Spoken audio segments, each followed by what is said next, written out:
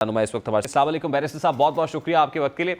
Barrister साहब, सबसे पहले तो ये जो पेट्रोलियम मसनूआत की कीमतों में रिलीफ को रीडायरेक्ट किया गया है बलूचिस्तान की तरफ, उस पर खासी तनकीद हो रही है कि और ऑप्शंस भी थे, उनको एक्सरसाइज किया जा सकता। बलूचिस्तान रिसोर्सेज के हवाले से सरप्लस सूबा है, आप किसी और तरीके से अगर ये करना था तो कर लेते। ये जो पेट्रोलियम मसनूआत का रिलीफ रीडायरेक्ट किया, ये कोई मुनासिब अमल नहीं है। बिस्मिल्लाहिर्रहमानिर्रहीम। रेहान साहब, बहुत बहुत शुक्रिया। देखें, बिल्कुल ये काबीना का फ़ैसला है और इसमें मैं नहीं समझता कि कोई गलत बात है। बलूचिस्तान वो सूबा है जहाँ हमेशा से ये एक आवाज़ उठती रही है, ये बात उठती रही है, या सामने बात मंजर आम पे आती रही है गाहे बगाए कि बलूचिस्तान को उसके हकूक़ शायद गालबन नहीं मिल रहे या बलूचिस्तान को लेफ़्ट आउट किया हुआ है।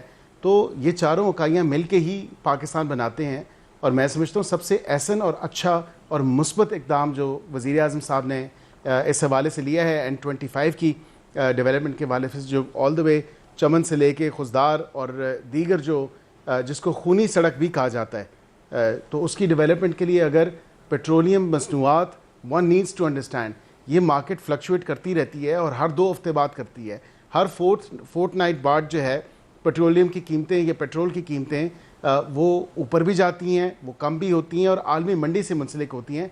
और अगर ये एक अच्छा ऐसा इक़दाम वज़ीर आज़म पाकिस्तान ने उठाया तो आई थिंक इसके ऊपर किसी को क्वेश्चन नहीं होना चाहिए, किसी को एतराज़ नहीं होना चाहिए, क्योंकि ये बलूचिस्तान की डेवलपमेंट के हवाले से देखिए इस तरफ, क्योंकि बलूचिस्तान की तरफ क्योंकि फोकस इस वक्त ज्यादा है, तो केपी में बैठे हुए पाकिस्तानी उतनी बलोची भी हैं। जी, तनकीद ये हो रही है कि ये जो माइंस एंड मिनरल्स बिल है, खास तौर पे खुद जो ओपोनेंट्स है आपके पाकिस्तान तरीके साहब, ये हमें तो बताया कुछ और गया था, ये कुछ तनख्वाहों से मुताल्लिक है, ये दीगर मामलात में ये फ़र्क डोमेन के अंदर है। ये नहीं बताया गया था माइंस एंड मिनरल्स बिल है जिसके ऊपर आपने वोट करना है, धोखे से कराया गया। देखें, ये तो अब जितनी बातें, जितने मुंह उतनी बातें। अब बात तो ये है ना कि जो भी नेशनल असम्बली में या प्रोविंशियल पार्लियामेंट्स में ऑर्डर ऑफ द डे होता है और उसके साथ जो भी लेजिस्लेशन होती है वो उर्दू में भी आती है, वो अंग्रेज़ी में भी आती है, और ये दोनों चीज़ें होती हैं। और इवन के सप्लीमेंट्री एजेंडा भी अगर आ जाता है तो उसमें भी उर्दू में और अंग्रेज़ी दोनों में आता है। तो ये तो नहीं हो सकता। ये अगर कोई कह रहा है, और जो जिनका आपने जिक्र किया वो कह रहे हैं कि तनख्वाहों से, तो या तो वो ये बता दें कि वो इतने इलिटरेट हैं कि वो अंग्रेज़ी में नहीं पढ़ सकते। माइंस एंड मिनरल्स अगर ऊपर लिखा हुआ है, and if they could not actually read, then I really don't know what to comment on this or what to state, कि हम बसीयत पार्लियामान जो हैं, उर्दू अंग्रेज़ी दोनों ज़बानें हमें आनी चाहिए। हमारे मुल्क में दोनों ही ज़बानें चलती हैं। तो हमारे पास जो एजेंडा आता है नेशनल असम्बली की, मैं अब तक बात करूं, या आपकी सेनेट में या दीगर सूबाई असम्बलियों में, तो दोनों ज़बानों में आता है।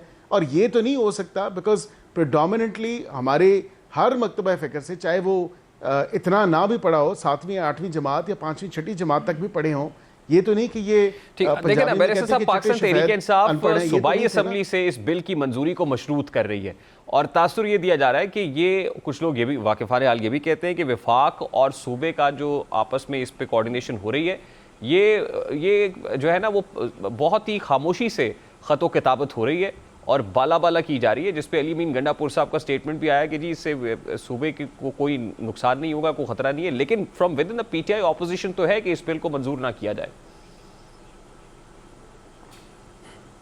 देखिए, अब उस असम्बली के मेंबरान जो हैं उनकी कैलिबर पे बड़ा सवाल उठता है कि वो to late in the day जब पास हो गई लेजिस्लेशन, तो फिर उसके बाद क्यों ये सवाल उठाएं, उसी टाइम क्यों नहीं फ्लोर ऑफ द हाउस पे ये सवाल उठाए गए। Because obviously any member, any honourable member, weather provincial parliament से हो, सेनेटर हो, नेशनल असम्बली हो, तो वो बिल्कुल एतराज़ उठा सकता है उसमें। अब वज़ीर आला केपी की अपनी भी स्टेटमेंट आ गई जो कि बिल्कुल सपोर्ट करती है इस बिल को। तो इसमें क्या ऐसी बात है, मुझे तो ये बताया जाए कि अगर पाकिस्तान की बेहतरी के लिए, पाकिस्तान की इकॉनमी के लिए, पाकिस्तान के फाइनेंशियल फ्रंट पे जो है पाकिस्तान को फ़ायदा होगा, ना कि किसी एक मखसूस जमात को या किसी एक मखसूस ग्रुप को या किसी एक मखसूस सूबे को, तो मैं समझता हूँ सूबे को तो फ़ायदा इन एनी केस होगा ही होगा, रॉयल्टीज़ एंड अदर जो दीगर उसके साथ एसोसिएटेड चीज़ें हैं, लेकिन पाकिस्तान का फ़ायदा है। And this is what we need to look at कि पाकिस्तान का फ़ायदा किस में है। कल को माइंस एंड मिनरल्स पंजाब में या सिंध में, वहाँ पे ये लेजिस्लेशन होती है और ایکسٹریکشن ہوتی ہے تو then so be it, because Pakistan کو فائدہ ہو رہا ہے نا. آپ look at the bigger picture. The bigger picture is کہ Pakistan is going to benefit, not me, not you, not PMLN's government and not PTI's government. So ہمیں بصیت پاکستانی اور محب وطن پاکستانی ہو کے سوچنا ہے, نہ کہ from our political parties lens اور from our provincial lens. تو یہ کم از کم اس میں یہ ضرور دیکھنا چاہیے جہاں پہ سپورٹ کی بات ہے, بالکل جہاں پہ بینیفٹ کی بات ہوگی پاکستان کی, تو میں سمجھتا ہوں تمام پولیٹیکل پارٹیز کو اور تمام ان اسمبلیوں کو, whether they are provincial assemblies, national assembly, senate یا ایون جی بی کی یا آزاد کشمیر کی جو اسمبلیز ہیں, وہ بالکل ان کو پاکستان کے حق میں, پاکستان کی سپورٹ میں تمام تر وہ لیجسلیٹو اسٹیپس لینے چاہیے جو پاکستان کو اچھا بیرسٹر صاحب, اوورسیز کنونشن ہوا, بڑی اچھی بات ہے. اس کے ٹائمنگ کے اوپر بھی سوال ہے کہ اوورسیز کنونشن جو ہے جس وقت ہوا اس وقت بہت ناگزیر تھا.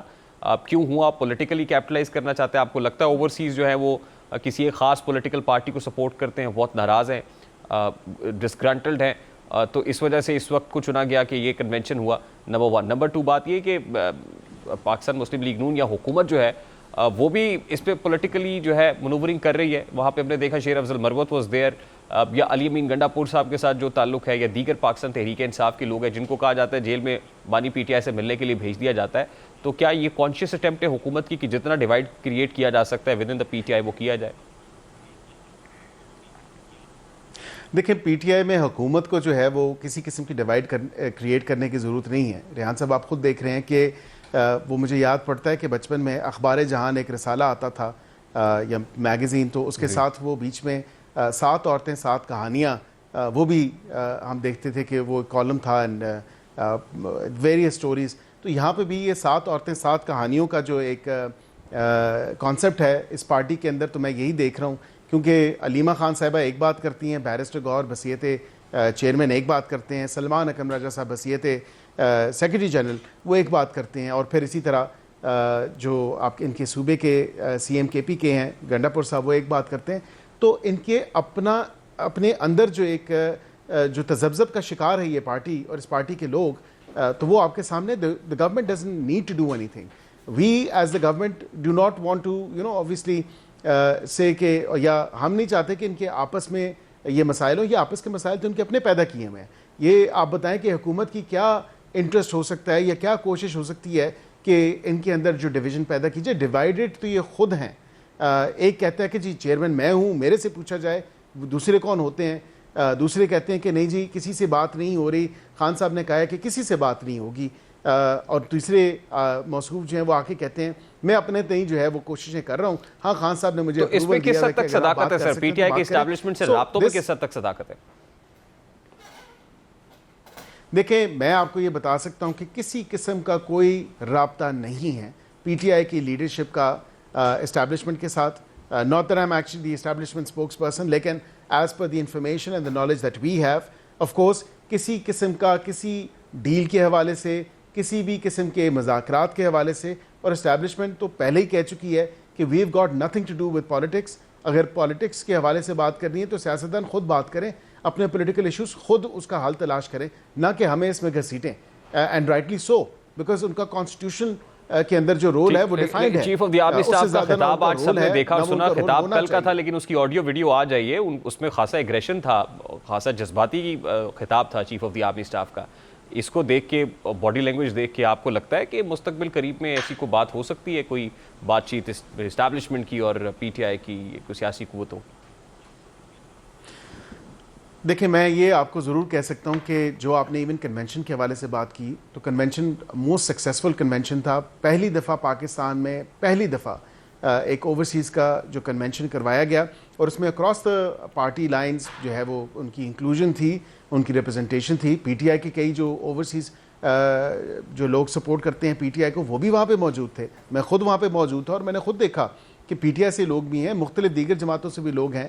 تو اوورسیز پاکستانیز جو ہیں وہ ہمارے ماتھے کا جھومر ہیں. اوورسیز پاکستانی جو ہیں وہ پاکستان کی جو ہے وہ شان ہے, اور بالکل اوورسیز پاکستانی کا ہر قسم کا جو ریگارڈ ہے, ہر قسم کی فیسیلیٹیشن جو ہے وہ پرووائڈ کی جا بھی رہی ہے اور کرتے بھی رہیں گے.